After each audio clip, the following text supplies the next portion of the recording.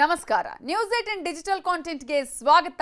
ನಾನು ನವಿತಾ ಜೈನ್. ಇವತ್ತಿನ digital content ಅಲ್ಲಿ ನಿಮ್ಗೆಲ್ಲರಿಗೂ ವಾಹನ ಚಾಲಕರಿಗೆ, ವಾಹನ ಮಾಲೀಕರಿಗೆ, ಯಾರ್ಯಾರ ಹತ್ರ ವಾಹನ ಇದೆ, ಫಾಸ್ಟ್ಯಾಗ್ ಬಳಕೆ ಮಾಡಿಸಿರಿ, ಅವರೆಲ್ಲರಿಗೂ ಬೇಕಾಗಿರುವಂತಹ ಉಪಯುಕ್ತ ಮಾಹಿತಿಯನ್ನು ಕೊಡ್ತಾ ಇದ್ದೀವಿ. ಟೋಲ್ ಪ್ಲಾಜಾಗಳಲ್ಲಿ ಉಂಟಾಗುವ ಟ್ರಾಫಿಕ್ ಜಾಮ್ ಅನ್ನು ತಡೆಗಟ್ಟೋದಕ್ಕೆ ಕೇಂದ್ರ ಸರ್ಕಾರ ಫಾಸ್ಟ್ಯಾಗ್ ಸೌಲಭ್ಯ ಜಾರಿಗೆ ತಂದಿರೋದು ನಿಮ್ಗೆಲ್ಲರಿಗೂ ಗೊತ್ತಿದೆ. ಇದು ಪ್ರೀಪೇಡ್ ಟ್ಯಾಗ್ ಸೌಲಭ್ಯ ಆಗಿರೋದು. ಟ್ಯಾಗ್ ಅನ್ನು ವಾಹನದ ಮುಂದಿನ ಗಾಜಿಗೆ ಅಂಟಿಸಿ ನೋಂದಣಿ ಮಾಡಿಕೊಳ್ಳೋದು ಕಡ್ಡಾಯ ಆಗಿರೋದು ಗೊತ್ತೇ ಇದೆ. ಇದರಿಂದ ಟೋಲ್ ಶುಲ್ಕವನ್ನ ನಗದು ರಹಿತವಾಗಿ ಹಾಗೂ ತ್ವರಿತವಾಗಿ ನೀವು ಪಾವತಿ ಮಾಡಬಹುದು. ಟ್ಯಾಗ್ ರೀಡ್ ಆಗುವ ಮೂಲಕ ಟೋಲ್ ಶುಲ್ಕವನ್ನ ಸ್ವಯಂಚಾಲಿತವಾಗಿ ಕಡಿತ ಮಾಡಲಾಗುತ್ತೆ. ಆದರೆ ಈ ಒಂದು ಟ್ಯಾಗ್ ಅಲ್ಲೂ ಕೂಡ, ಅದರಲ್ಲೂ ಫಾಸ್ಟ್ ಟ್ಯಾಗ್ ಅಲ್ಲಿ ಹೋಗುವಂತಹ ಸಂದರ್ಭದಲ್ಲಿ ಟೋಲ್ಗಳಲ್ಲಿ ಸಾಕಷ್ಟು ಆರೋಪಗಳು, ಸಮಸ್ಯೆಗಳು ಕೂಡ ಕೇಳಿ ಬರ್ತಾ ಇತ್ತು. ಅನೇಕ ಚಾಲಕರು ತಮ್ಮ ಫಾಸ್ಟ್ ಟ್ಯಾಗ್ ಬ್ಯಾಲೆನ್ಸ್ ಅನ್ನ ಪರಿಶೀಲನೆ ಮಾಡದೆ ಟೋಲ್ ಪ್ಲಾಜಾಗಳಲ್ಲಿ ಪ್ರವೇಶಿಸೋದಕ್ಕೆ ಮುಂದಾಗ್ತಾ ಇದ್ರು. ಇದರಿಂದ ಹಿಂದೆ ಇದ್ದಂತಹ ವಾಹನಗಳಿಗೆ, ಇತರೆ ವಾಹನಗಳಿಗೆ ಸಂಚಾರದಲ್ಲಿ ವಿಳಂಬ ಆಗ್ತಾ ಇತ್ತು, ದಟ್ಟಣೆಯ ಸಮಸ್ಯೆಗಳಾಗ್ತಾ ಇತ್ತು. ಇದನ್ನ NHAI ಗಂಭೀರವಾಗಿ ಪರಿಗಣಿಸಿ ವಾಹನ ಚಾಲಕರು ಹಾಗೂ ಮಾಲಕರಿಗೆ ಒಂದು ದೊಡ್ಡ ನಿಯಮವನ್ನ ರೂಪಣೆ ಮಾಡಿದೆ. ಅದುವೇ ಈ 17ರಿಂದನೇ ಹೊಸ ಫಾಸ್ಟ್ಯಾಗ್ ನಿಯಮಗಳು ಜಾರಿಗೆ ಬರ್ತಾ ಇದೆ. ಭಾರತೀಯ ರಾಷ್ಟ್ರೀಯ ಪಾವತಿ ನಿಗಮ NPCI ಈ 17ರಿಂದ ಹೊಸ ಫಾಸ್ಟ್ಯಾಗ್ ನಿಯಮಗಳನ್ನು ಪರಿಚಯಿಸಿದ್ದು, ಬದಲಾವಣೆಗಳು ಈಗಾಗಲೇ ಆರಂಭ ಆಗಿದೆ. ಇದರ ಪ್ರಕಾರ ಟೋಲ್ ಪಾವತಿಯ ದಕ್ಷತೆಯನ್ನ ಸುಧಾರಿಸುವ ಹಾಗೆಯೇ ವಂಚನೆಯನ್ನ ಕಡಿಮೆ ಮಾಡುವ ಮೂಲಕ ವಹಿವಾಟನ್ನ ಸುಗಮಗೊಳಿಸುವಂತಹ ಗುರಿಯನ್ನ ಹೊಂದಿದೆ. ಇತರೆ ಪ್ರಯಾಣಿಕರು ಎದುರಿಸುವ ಸಮಸ್ಯೆಗಳನ್ನು ನಿವಾರಣೆ ಮಾಡೋದಕ್ಕಾಗಿ ಈ ಹೊಸ ನಿಯಮವನ್ನ ಫಾಸ್ಟ್ಯಾಗ್ ಅಲ್ಲಿ ಜಾರಿಗೆ ಮಾಡಲಾಗ್ತಿದೆ.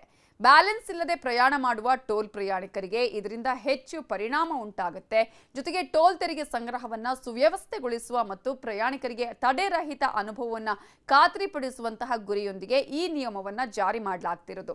ನಿಮ್ಗೆ ಎಲ್ರಿಗೂ ಗೊತ್ತಿದೆ, ಫಾಸ್ಟ್ಯಾಗ್ ಹೋಗುವಂತಹ ಸಂದರ್ಭದಲ್ಲಿ ಎಲ್ಲರೂ ಕೂಡ ಈ ಹಿಂದೆ ಹಣವನ್ನ ಕೊಟ್ಟು, ಕ್ಯಾಶ್ ಅನ್ನು ಕೊಟ್ಟು ಹೋಗುವ ಸಂದರ್ಭದಲ್ಲಿ ಸಾಕಷ್ಟು ಸಂಚಾರ ದಟ್ಟಣೆ ಆಗ್ತಾ ಇತ್ತು, ವೇಟ್ ಮಾಡಬೇಕಾದಂತಹ ಪರಿಸ್ಥಿತಿ ನಿರ್ಮಾಣ ಆಗ್ತಾ ಇತ್ತು. ಅದಕ್ಕಂತಾನೆ ಫಾಸ್ಟ್ಯಾಗ್ ಅನ್ನ ಜಾರಿ ಮಾಡಲಾಗಿತ್ತು. ನಗದು ರಹಿತವಾಗಿ ಹೋದಂತಹ ಸಂದರ್ಭದಲ್ಲಿ ಕಾಯುವಂತಹ ಅವಶ್ಯಕತೆ ಇಲ್ಲ. ಇಮಿಡಿಯೇಟ್ ಆಗಿ ತನ್ನಷ್ಟಕ್ಕೆ ತಾನೇ ಫಾಸ್ಟ್ಯಾಗ್ ಅಲ್ಲಿ ಹಣ ಕಟ್ಟ ಆಗುತ್ತೆ, ಇಮಿಡಿಯೇಟ್ ಆಗಿ ಸರಾಗವಾಗಿ ಹೋಗಬಹುದು ಅಂತ ಹೇಳಿ. ಆದರೆ ಇದರಲ್ಲೂ ಕೂಡ ಸಮಸ್ಯೆ ಉಂಟಾಗಿತ್ತು ಅನ್ನುವ ಕಾರಣಕ್ಕಾಗಿ ರೀಚಾರ್ಜ್ ಇಲ್ಲದೆ ಪ್ರಯಾಣಿಸುವ ಪ್ರಯಾಣಿಕರು ದುಪ್ಪಟ್ಟು ಪಾವತಿಸುವಂತಹ ಅನಿವಾರ್ಯತೆಯೂ ಇನ್ನು ಮುಂದೆ ಎದುರಾಗುತ್ತೆ. ಹೊಸ ಫಾಸ್ಟ್ಯಾಗ್ನ ನಿಯಮ ಯಾಕೆ ಅಂತ ನಾನು ಈಗಾಗಲೇ ಹೇಳ್ತಾ ಇದ್ದೆ. ಅನೇಕ ಚಾಲಕರು ತಮ್ಮ ಫಾಸ್ಟ್ಯಾಗ್ ಅನ್ನ ಬ್ಯಾಲೆನ್ಸ್ ಪರಿಶೀಲನೆ ಮಾಡಲ್ಲ, ಇದೇ ಅನ್ಕೊಂಡು ಹಾಗೆ ವಾಹನವನ್ನ ಚಾಲನೆ ಮಾಡ್ತಿರ್ತಾರೆ. ಟೋಲ್ ಪ್ಲಾಜಾಗಳಲ್ಲಿ ಎಂಟ್ರಿ ಆಗ್ತದಕ್ಕೂ ಕೂಡ ಮುಂದಾಗ್ತಾ ಇದ್ರು.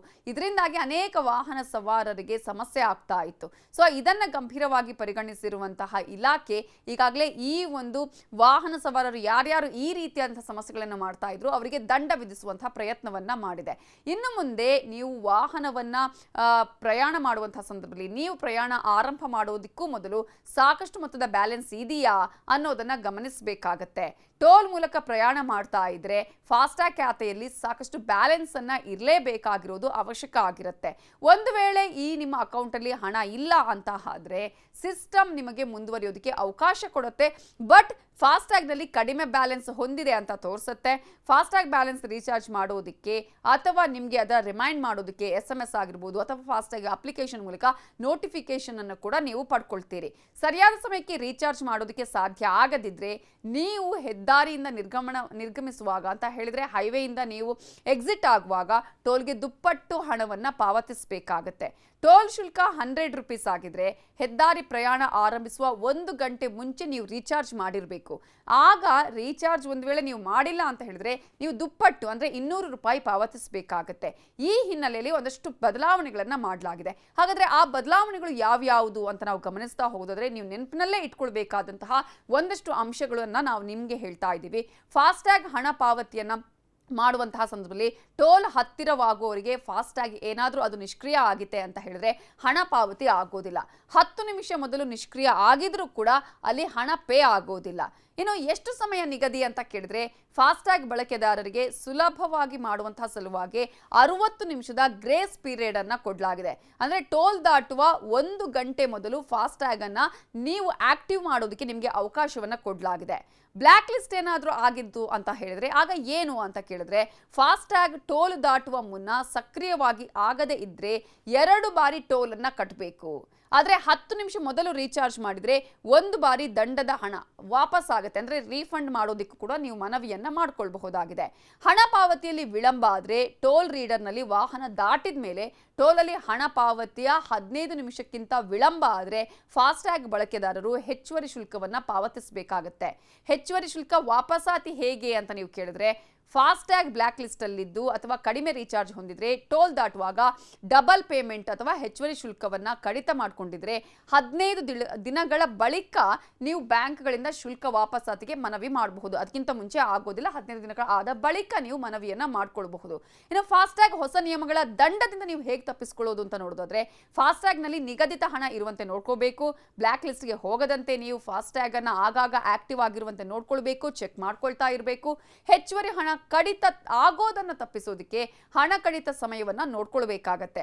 ಫಾಸ್ಟ್ಯಾಗ್ ಟ್ಯಾಬ್ ಅನ್ನ ಆಕ್ಟಿವ್ ಇರಿಸ್ಕೊಳ್ಬೇಕು. ಇದರಿಂದ ಹಣ ಪಾವತಿ ರಿಜೆಕ್ಟ್ ಆಗುವ ಸಾಧ್ಯತೆಯನ್ನ ನೀವು ತಡೆಯಬಹುದಾಗಿದೆ. ಒಂದು ವೇಳೆ ಹಣ ಪಾವತಿಯಲ್ಲಿ ವಿಳಂಬ ಆದರೆ ಟೋಲ್ ರೀಡರ್ನಲ್ಲಿ ವಾಹನ ಹಾದು ಹೋದ ಮೇಲೆ ಟೋಲ್ನಲ್ಲಿ ಹಣ ಪಾವತಿ 15 ನಿಮಿಷಕ್ಕಿಂತ ವಿಳಂಬ ಆದರೆ ಫಾಸ್ಟ್ಯಾಗ್ ಬಳಕೆದಾರ ಹೆಚ್ಚುವರಿ ಹಣವನ್ನ ಅವನು ಪಾವತಿ ಮಾಡಬೇಕಾಗತ್ತೆ.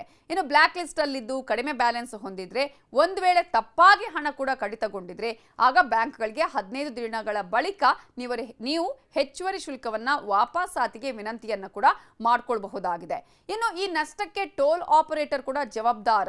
ಸಾಕಷ್ಟು ಬ್ಯಾಲೆನ್ಸ್ ಇಲ್ಲದ ಕಾರಣ ವಹಿವಾಟು ವಿಳಂಬ ಆದ್ರೆ ಅಥವಾ ಪಾವತಿಸದಿದ್ರೆ ಬಳಕೆದಾರರಲ್ಲ, ಟೋಲ್ ಆಪರೇಟರ್ ಕೂಡ ಇಲ್ಲಿ ನಷ್ಟಕ್ಕೆ ಜವಾಬ್ದಾರರಾಗಿರ್ಬೇಕಾಗತ್ತೆ. ಹಾಗಾಗಿ ವಾಹನ ಸವಾರರು, ವಾಹನ ಮಾಲೀಕರು, ಯಾರ್ಯಾರೋ ಫಾಸ್ಟ್ಯಾಗ್ನ ಬಳಕೆ ಮಾಡ್ತಾ ಇದ್ದೀರಾ, ಈ ಎಲ್ಲ ಅಂಶಗಳನ್ನ ಗಮನದಲ್ಲಿ ಇಟ್ಕೊಳ್ಬೇಕಾಗತ್ತೆ. ಇಲ್ಲದಿದ್ರೆ ನೀವು ದುಪ್ಪಟ್ಟು ಹಣವನ್ನ ಕೊಟ್ಟು ನೀವು ವಾಹನವನ್ನ ಮುಂದೆ ತೆಗೆದುಕೊಂಡು ಹೋಗಬೇಕಾಗತ್ತೆ. ಹಾಗಾಗಿ ಎಲ್ಲ ಅಂಶಗಳನ್ನ ಗಮನದಲ್ಲಿ ಇಟ್ಕೊಳ್ಳಿ ಅಂತ ಹೇಳ್ತಾ ಇವತ್ತಿನ ನ್ಯೂಸ್ 18 ಡಿಜಿಟಲ್ ಕಾಂಟೆಂಟ್ ಅನ್ನ ಮುಗಿಸ್ತಾ ಇದ್ದೀವಿ. Thank you.